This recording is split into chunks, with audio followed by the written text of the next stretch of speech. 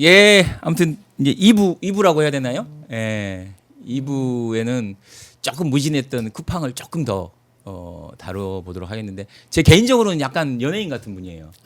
이렇게 말씀하면 좀 제가 좀 그런데 진짜 꼭 뵙고 싶었던 의원 중에 한 분. 아, 네. 예, 감사합니다. 진짜 꼭 무슨 꿈을 이룬 덕후 같은. 아, 여기 분위기 좋네요. 아니 제가 페북을 글을 좀 많이 읽어요. 글을 참 잘 쓰시더라고요. 아, 네. 감사합니다. 특히 이제 지난번 그 당대표 이재명 대통령 되기 전에 당대표 연설을 했을 때 AI와 관련돼서 글을 길게 쓰신 게 있어요. 네, 네, 네. 예, 진짜 아팠다. 그리고 그 글 나오고 나서 상당히 방향이 많이 돌아가고 이제 임문영 부위원장이 어찌됐든 같이 네, AI 전환연대를 꾸려서 저하고 그렇죠. 같이 이제는 공동 의장하시면서 진행했습니다. 네, 그 과정이 상당히 인상적이었고 저는 이재명 대통령의 또 포용성을 보여주는. 그럼요. 네. 왜냐하면 어떻게 보면 본인이 당대표 연설을 했는데 그걸 페북에 사실 아프게 지적을 했어요. 진짜 말도 안 된다는. 그 시작은 약간. 오세훈 시장 때문이었었는데. 네.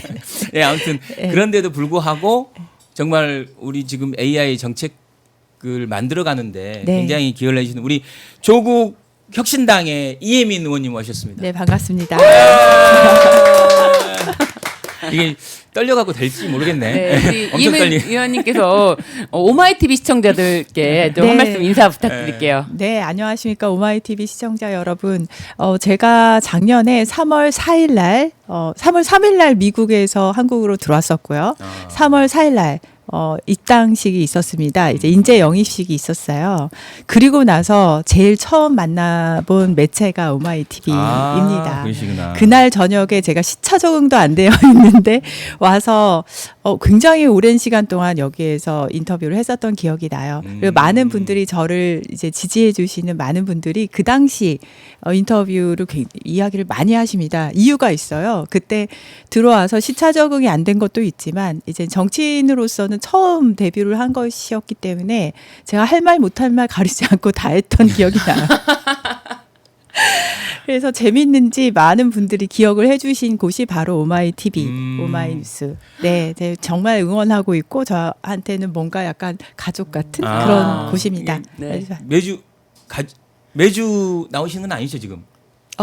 그건 아닙니다. 아, 그래요? 그때 나오시고 다시 나오시고. 그때 나온 처음이신 거예요? 아니요. 그건 중간에 아니실 한 4번, 5번 정도 있었습니다. 예. 네. 아유 귀한 분 모셨으니까요. 네. 우리 시간 좀 절약하는 의미에서 네. 바로 본론으로 그냥 네, 네. 오늘 들어가겠습니다. 쿠팡에 대해서 아주 그냥 다 끝까지 파실 때까지 집에 못 가십니다. 네. 저 근데 사실 들어오기 전에 봤는데 이미 쿠팡 얘기를 많이 하고 계셔서 그건 이제 법률적인 부분 제가 뭐 이런 놓친 거 얘기고. 있나. 아니에요. 그래서 짧게 했어요. 사실. 네. 더 하고 싶었는데 의원님 계셔갖고 제가 쿠팡은 좀 짧게 네. 했는데 일단 청문회부터 지난 청문회죠. 그러니까 17일 날 청문회가 그렇죠. 있었습니다. 17일 청문회. 네. 우리 흔히 얘기하는 범킴, 네. 범킴이 참석을 안 했는데 안 했습니다. 이유가 뭐 어떤 이유로 참석? 이유요. 이유 사유에서 제가 그때 청문회장에서도 읽었었는데 본인은 170개국에 이제는 운영하는 그 글로벌 CEO라서 바빠서 못 나온다. 네. 글로벌. 네. 근데 우리나라에서 돈은 다 벌어가고. 90%의 수익이 한국에서 나고 있죠. 그렇죠. 네, 그래서 제가 처음에 물어봤죠. 대만만 그 간다는데? 대만에도 오피스가 있긴 해요. 네. 네. 근데 이제 뭐 가족 문제로 아마 대만을 가는 것 같은데요. 네. 저는 글로벌 CEO라서 바빠서 한다는 것을 이제 존중해주기 위해서 다시 물어봤어요. 쿠팡 글로벌 회사입니까? 근데 라저스 대표가 그렇다. 네. 글로벌 회사다. 그래서 제가 이제 글로벌 회사면은 그럼 한국에서는 한국 시장 하나 정도만 닫아도 되지 않겠냐. 그 얘기, 169개국에서 운영하면 네. 되잖아요. 네. 그렇죠. 이렇게 문제를 많이 일으키는데 그건 이제 돌려서 말한 거고요. 네. 한국에서 매출의 90%를 내고 있고 이런 문제가 생겼고 그리고 뭐 변호사님 잘 아시겠지만 범킴 의장은 의사권을 저기 보드에서 이사회에서 74%의 의결권을 가지고 있는 사람이에요. 맞아요. 그 말은 굉장히 기형적인 구조인데 기업으로 치면은 거의 독재예요. 본인의 의사 결정이 너무나도 많은 것을 좌지우지한다고요. 견제가 거의 없이. 그런 상황에서 이런 문제가 터졌고 이러한 대처가 나온다는 것은 이 사람을 그대로 반영을 하는 거예요. 그럼 이 사람이 나와서 이야기를 해야 되잖아요. 근데 12월 2일 날 그 과방위에서는 현안 질의도 있었고 그 다음 날은 정무회에서도 있었고 맞아요. 네. 그리고 나서 12월 17일 날 저희가 청문회를 한 것이었거든요. 근데 계속해서 안 나와요. 안 나온다는 것은 결국에 이 사람 나올 때까지 뭐 국회에는 노력을 하지 아니할 수가 없는 상황이고 이번에 연석 청문회가 30날, 31일 날 네. 이렇게 이틀 양일간 열리는데 그게 왜 열리겠어요? 그 이전에 책임 있는 대답이 없었기 때문입니다. 근데 제가 그 긴급 현안 질의랑 또 청문회 이제 17일 날 했던 걸 다 찾아봤더니 아무래도 제가 봤을 때는 2일, 3일에 했던 그러니까 특히 2일에 했던 과방위에서 그때가 더 날카로운 질문과 네. 답변까지 좀 끌어낼 수 있는 것이 나오지 않았나 좀 네. 그런 생각을 했거든요. 네, 네, 그래서 네. 제가 봤을 때는 그때 우리 의원님께서 활약이 좀 대단하셨어요. 그래서 언제나 활약하세요. 네. 제가 보면. 그래서 그런 거를 보고 범킴이 제가 봤을 때 범킴이 안 되겠다. 아. 말 못하는 애로 바꿔라. 진짜로.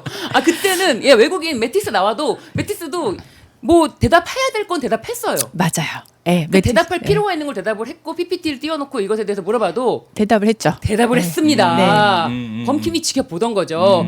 아 저기 안 되겠다. 저기 이혜민 의원 있다 안 되겠다. 빼. 저기 말 못하는 애로 바꿔. 진짜 그 정도로 생각이 들 정도로 17일에 나왔던 로저스는 완전히 와. 그 의도가 너무 그러니까요. 보였었죠. 네. 근데 방금 말씀 굉장히 예리한 지적이신데 네. 제가 이제 청문회 때는 이제 라저스 대표하고 그다음에 그 매티스 CISO 둘 다 나왔잖아요. 둘의 비교가 확실히 됐었어요. 자료 제출을 국회에서는 굉장히 요구를 많이 합니다. 의원실에서는. 근데 쿠팡의 경우는 하나도 내놓질 않아요. 그래서 청문회 과정에서 저희가 끌어낸 것이 국민들께서 보신 게 저희가 받아낸 자료의 전부다라고 생각을 하시면 되는데 그러다 보니까 질의가 계속해서 진행이 될 수밖에 없고 매티스는 일부 대답을 했어요. 맞습니다. 제가 그때 끌어내서 매티스한테서 나온 이야기들이 몇 가지 기억에 남는 게 그러면은 개인 정보를 어디에다 보관을 하냐, 클라우드를 사용을 하냐, 클라우드를 사용한다. 그것도 답을 못 받고 있었던 거였고, 네.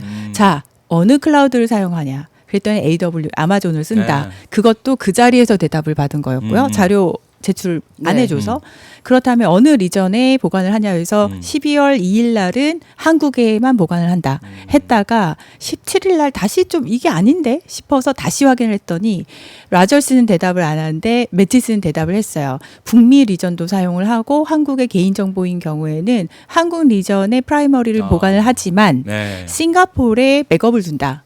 그래서 그 자리에서 바로 개보위하고 과기정통부 2차 관계 이거 조사하셔야 된다고 했습니다. 왜냐하면은 개인정보를 이렇게 다른 나라로 이관을 할 때에는 신고 과정이 있어야 되거든요. 그 과정을 누락했는지를 확인을 하기 네. 위해서 개보위와 2차 관계 바로 액션을 요청을 드렸습니다. 네. 근데 지금 그 17일 청문회 때도 보면 그전 대표들 그리고 저는 뭐 강효중 대표는 그렇다 치더라도 박대준 대표 정도는 그 네. 시점에서 대표였기 때문에 네. 나와야 된다고 보면 또 그 친구들도 안 나왔어요. 안 나온 사위서 혹시 들으셨어요? 진짜 네, 네. 그 시점의 아프다고 대표였었잖아요. 그랬나요? 네. 아니요. 본인이 대답할 위치에 있지 않대요. 아 대답할 위치에 네, 않다고. 자기는 이미 그만뒀다. 예, 아니, 예. 지금은 그만뒀다. 지금 그 right 당시 now. 대표잖아요. 그 당시 대표. 그렇죠. 그렇지만 네. right 대답할 난 말씀하신 책임이 대로. 없다. 네. 더 이상 법적 책임을 질 일이 없다. 지금은. 근데 쿠팡 같은 경우는 이번 개인정보 유출로 인해서 우리가 진짜 국민 한 분 한 분이 피부로 느끼는 어려움들이 많잖아요. 그렇죠. 그러기 때문에 더 문제시가 우리가 같이 공분을 하고 있는 건데 그 이전에 이미 뭐 라이더들의 죽음이랄지 네. 아니면 물류창고, 냉동창고에서 맞습니다. 죽음 엄청나게 많은 문제를 일으키고 네. 있었거든요. 보면은 저는 이제 기업에서 그런 플랫폼을 만들어 본 사람 입장에서 보면은 쿠팡이라는 곳은 겉은 플랫폼 기업, 겉은 테크 기업, 겉은 글로벌 기업으로 이렇게 싸고 있었는데 그 문제를 뒤에서는 많은 기업에서는 여기는 R&D 투자를 해서 이노베이션을 통해서 그걸 해결해 내요. 그런데 물류조차도 네. 그런데 쿠팡은 그걸 사람을 다 갈아놓고 그렇죠. 있었던 거고요. 네. 바깥의 문제는 또 다 대관으로 막고 있었던 거예요. 구조를 아주 심플하게 얘기를 드리면 음. 그거는 결국에는 범킴 의장의 그냥 철학인 거죠. 그러니까 뭐 네. 최근에 뭐 철학이 나왔잖아요. 전시 그렇죠. 전시 CEO다 나는. 네네네. 전시 본인의 CEO고 철학이죠. 그거에 보면 언제든지 사람을 바꿀 수 있어야 되고. 그런 경영 마인드는 사실은 그거를 그대로 말한 것을 미국에서 운영되는 회사에다 하잖아요. 그럼 이분은 고소당해요. 아니 그러니까 그걸 있을 수가 없어요. 그걸 미국식이라고 이게 사람들은 아 저거 미국식인가? 아니에요. 아닌 거죠? 아니에요. 네. 왜냐하면은 미국에 있는 기업들이 뭐 착한 기업이라서는 절대 칭찬하고 싶지는 않지만 착한 기업이라서 뭐 사회 공헌을 한다던가 내부 회사의 컬처를 그렇게 신경을 쓴다던가 아니면 직원의 복지를 위해서 열심히 하는 게 아니에요. 착해서가 아니라 내부에 있는 그 직원들도 지속 가능해야 되고 고객과 기업과의 관계도 지속 가능해야 되고 이 상생의 생태계가 돌아가기 시작해야지 회사가 오래 갈 수 있고 그다음에 레버뉴 창출도 계속 있다는 그렇죠. 것을 알기 때문이에요. 그러기 때문에 그들이 그 다양한 활동을 하는 거거든요. 근데 범킴은 진짜 독특한 것 같아요. 네. 근데 미국에서 독특보다도 독종. 독종. 근데 아니, 이제 네. 미국 얘기 네. 나왔으니까 예. 제가 미국 얘기 나왔으니까 미국 보면 청문회 막 주커버그도 나오고 모스크도 다 나오죠. 나오고 다 나오죠. 되게 네. 막 할 말하고 네. 어찌됐든 혼나기도 하고. 네, 평소에 안 입던 뭐 넥타이 메고 이렇게 점장 입고 나와서 그 기억이 너무 이제 생생.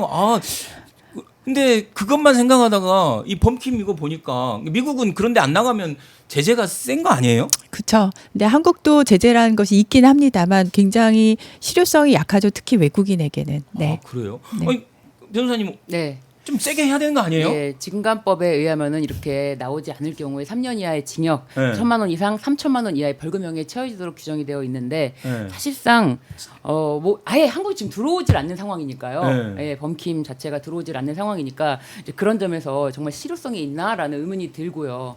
네. 그러니까 이런 것들도 국민 감정을 엄청 자극하는 것 같아요. 네. 그러니까 범킴이 그 전에도 매년 그러니까 2015년 막 이때부터 안 출석하라고 네. 했는데 한 번은 뭐 농구하다가 다쳐갖고 다리를 다쳐서 못 나온다. 네, 그러니까 예. 계속 이유를 대면서 안 나왔고 네. 이번에 그 무슨 내부 보고서 보니까 뭐 에르메스 프로젝트 에르메스 프로젝트. 예. 뭐 그런 거 보니까 뭐 범킴을 지켜라 뭐 이런 거던데요. 네, 그렇죠. 그렇죠. 저- 그 로켓 배송 사실상 이제 에르메스가 이제 우리는 브랜드로 알고 있지만 그 전령의 신이라고 합니다. 그래서 예 로켓 배송 기사들, 네 전령. 그래서 로켓 배송 기사들을 어떻게 처우할 것인지 예. 그것에 관련해서 로켓 배송 기사들이 이제 뭐 노조를 결성한다거나 뭐 이렇게 될 경우에 어떻게 이걸 막을 것인지 그리고 이 관련해서 자기가 문제가 됐을 때 어떻게 난 빠져나갈 것인지 로켓 배송 관련된 기사들 관련된 문제를 그때부터도 이제 굉장히 심각하게 보면서 어떻게 하면은 정말 직원들의 고요를 짜낼 수 있을까? 그 생각만 제가 하는 어느 거죠. 인터뷰에선가 방금 변호사님 말씀하시니까 생각이 나는데 인터뷰에서 저도 모르게 나온 표현이 뭐였냐면은 미국에 앉아서 한국이라는 어떤 식민지를 그냥 여기서 고열만 빨아내는 그런 제국주의의 그런 모습이 막 떠오르는 거예요. 맞아요. 디지털 예. 식민지. 그래서 저는 이번에도 출석을 안 할 것 같아요. 안 하게 된다면 그 다음에는 국회에서는 국정조사까지 이제는 꾸려야 되지 않을까 이 생각을 하고 있습니다. 이후의 스텝으로 네, 국정조사까지 고민하고 계신다는 거잖아요. 네. 진짜 그러니까 일이 계속 커지는 거예요. 그렇죠. 근데 이게 범킴 입장에서는 가장 두려운 것은 미국에 있는 쿠팡 주가가 떨어지는 게 가장 그렇죠. 두려운 그리고 일이거든요. 이사회가 열려갖고 그렇죠. 현 경영진에 대해서 네, 그 책임을 그 다음에 지금 이미 미국 주주들이 집단 소송 네, 그렇죠. 들어간 걸로 알고 있고요. 범킴이 제일 무서워하는 것은 그 부분일 거예요. 근데 74%의 의결권을 이 사람이 가지고 있기 때문에 결정 자체를 이 사람이 바뀌기 전에는 사실 하기 되게 어려운 구조체로 되어 있어요. 근데 이제는 미국에 있는 주주들이 그렇게 독재적인 결정 그 구조 자체가 문제예요라고 이제 소송을 걸게 되면은 그게 또 깨질 가능성이 있는 것이죠. 근데 그렇게 움직이게 하기 위해서는 지금 문제가 이 회사에 어떤 문제가 있었기에 이렇게 주가에 나쁜 영향을 미치나 이게 규명이 돼야 돼요. 지금 대한민국 국회에서 하려는 굉장히 많은 노력 중에 하나가 그 근거를 만들어내는 거거든요. 네. 무슨 문제가 있었어. 환노위에서 노동 문제 있었어. 그렇죠. 과방위에서 정보 유출 이런 문제가 있었어. 이런 것을 공정위에서 공정거래 문제가 있었어. 이걸 만들어내야 그 근거를 가지고 아 이러한 문제가 총체적으로 있었는데 경영진이 이걸 해결을 못해? 경영진에 대한 문제네. 그래서 그게 주가가 떨어지고 그게 주주한테 영향을 미쳤네. 여기까지 스토리가 만들어져야 되거든요. 그래서 지금 국회의 노력이 앞단계라고 보시면 될 것 같습니다. 그래서 과방위